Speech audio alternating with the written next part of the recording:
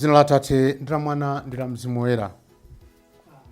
Takumananso lero pa Tiyankhuleni Ambuye loweruka pa 3 June 2023. Lero ndi tsiku limene timakumbukira ndi kulemekeza Amalitiri a ku Uganda. Abale athu 22 amene adafera Chikhristu, kufera dzina la Yesu, osafuna kuti agonjere tchimo. Anthu amenewa ndiopatsa chidwi. 1886 kuno ku Afirika, munthu kulandira bwino Chikhristu, kukhulupirira, nkunena kuti ineyo kuli bwino kufa kusiyana nkuchimo. Chinthu cha mtengo wapatali. Charles Lwanga anali mgulupa, ndipo iyeyo ndi akatikumeni komanso akhristu ena akulu ndi ana omwe, ngati wina Kizito zaka 13 adalolera kufa chifukwa chofuna kulemekeza Mulungu yekha osati munthu pansi pano. Tipemphere kudzera mwa uneneri wa Amalitiri amenewa, kunena kuti nafenso tikhale otsekuka kwa Mzimu Woyera, atipatse mphamvu ya fortitude, mphamvu ya courage, mphamvu ya Mulungu imene imagwira ntchito mwa munthu, kumuthandiza kuti alimbe pa mavuto, kumuthandiza kunena kuti apewe zoyipa ndi kukonda Mulungu yekha. Mawu athu alero oyamba akuchokera m'buku la Mphunzitsi mutu 51 kuyambira ndime ya 12C kulekeza ndime ya 20B. Amene akutiwerengera mawu oyamba ndi Catechist Luke PJ Custom kuchokera ku Christ the King Parish, Namboma, mu Archdiocese ya Lilongwe. Ndipo mawu a mthenga wabwino akuchokera pa mthenga wabwino monga adalembera Mariko Woyera mutu 11 ndime ya 27 kulekeza 33. Amene akutiwerengera mthenga wabwino komanso kutigawira mawu ndi Reverend Father Maxwell Kubalasa kuchokera ku Christ the King Parish, Namboma, mu Archdiocese ya Lilongwe. Mawu a m'buku la Mphunzitsi. Mphunzitsi mutu 51 ndime ya 12 kulekeza 20. Munandipulumutsa ku imfa ndi kundithandiza nditataya mtima. N'chifukwa chake ndikukuthokozani ndi kukuyamikani. Ndiponso ndikutamanda dzina lanu, Inu Ambuye. Ndikali mnyamata, ndisanayambe kuyendayenda, ndidapemphera poyera kuti ndipeze nzeru. Kunja kwa nyumba yopembedzera ndidapempha nzeru, ndipo ndidzazifunafuna pa moyo wanga wonse. Kuyambira ubwana wanga mpaka ukalamba wanga, mtima wanga wakhala ukukondwerera nzeruzo. Ndakhala ndikuzitsata kuyambira ubwana wanga, chifukwa ndidayamba kale kuzikonda. Ntangotchera khutu pang'ono, ndidazilandira, ndipo ndidaphunzira zambiri chifukwa cha nzeruzo. Zanga zonse zidapita patsogolo.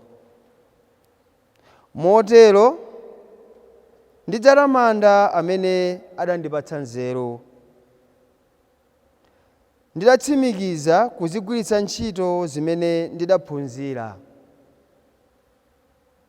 Ndidachita khama kufuna zabwino, ndipo sindidzachita manyazi konse. Ndidafunitsitsa kupeza nzeru ndi mtima wanga wonse, ndipo ndidachita khama kutsata malamulo. Tsono ndidakweza manja anga kumwamba ndili kudandaula chifukwa cha umbuli wanga. Ndidayika mtima pakufunafuna nzeru, ndipo ndidalewa machimo ndidazipeza. Zidandithandiza kumvetsa zinthu kuyambira pamene ndidazipeza, n'chifukwa chake sindidzatayika. Mawu a Ambuye.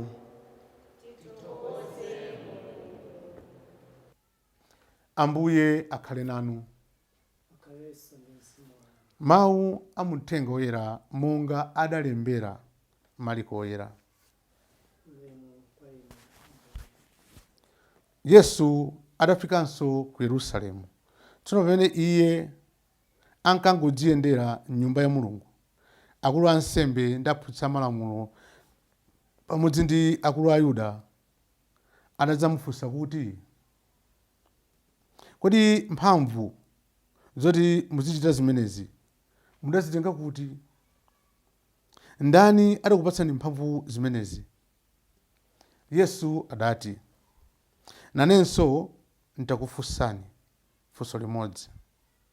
Mukandiyankha ndiye ndikuwuzeni kumene ndidatenga mphamvu zoti ndizichita zimenezi. Kodi Yohane kuti azibatiza, mphamvu zake adazitenga kwa yani? Kwa Mulungu kapena kwa anthu? Tandiyankhani. Iwo aja adayamba kukambirana kumati, tikati adazitenga kwa Mulungu, iyeyu anena kuti nanga bwanji tsono simudamukhulupirire? Komanso tikati adazitenga kwa anthu, apo ndiye ayinso. Adatero chifukwa choopa anthu, pakuti anthu onse ankati Yohane anali mneneri weniweni. Ndiye adangomuyankha Yesuyo kuti, kaya ife sitikudziwa. Apo iye adati, nanenso tsono sindikuwuzani kumene ndidazitenga mphamvu zoti ndizichita zimenezi. Mthenga wa Ambuye.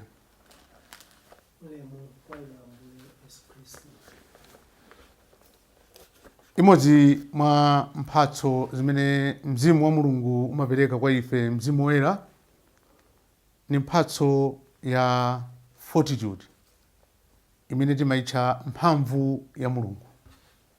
Kulimba mtima, kusaopa.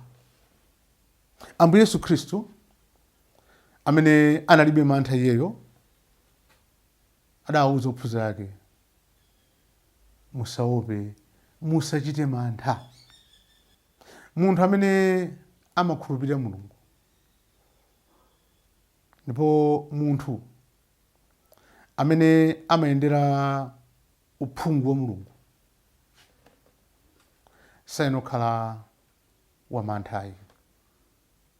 Amadziwa kuti Mulungu akumutsogolera.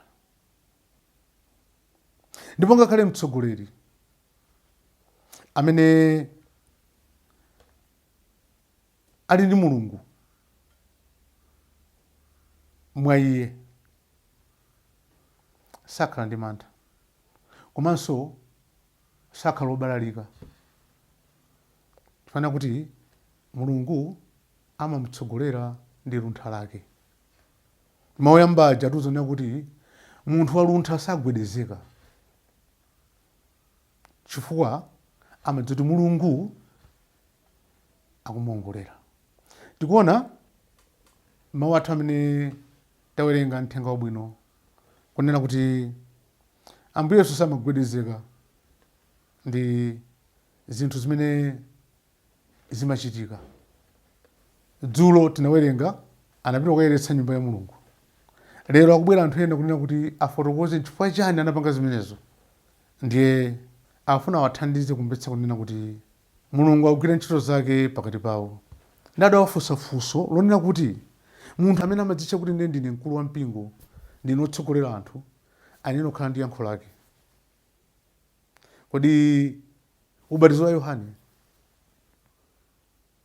mphamvu zake amazenga ochokera kuti kwa Mulungu kapena kwa wanthu. Adakanika kuyankha chifukwa kuti amaopa anthu amene amatsogolera.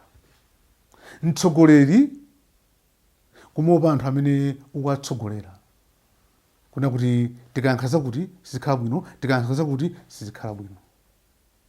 Ndikuti anali atsogoleri amene mwa iwo munalibe poyamba mphamvu ya Mulungu munalibe, komanso munalibe luntha la Mulungu.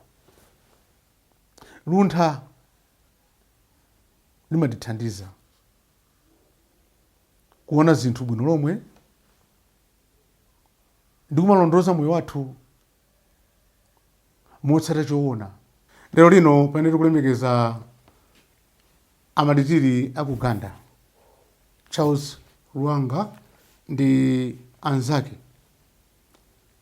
tipemphe kwa Mulungu kuti nafenso atithandize ndi mphatso ya luntha, atithandize ndi mphatso ya fortitude, mphamvu ya Mulungu, kunena kuti tikamakhala moyo mwathu tizitsogozera bwino mzochita zathu.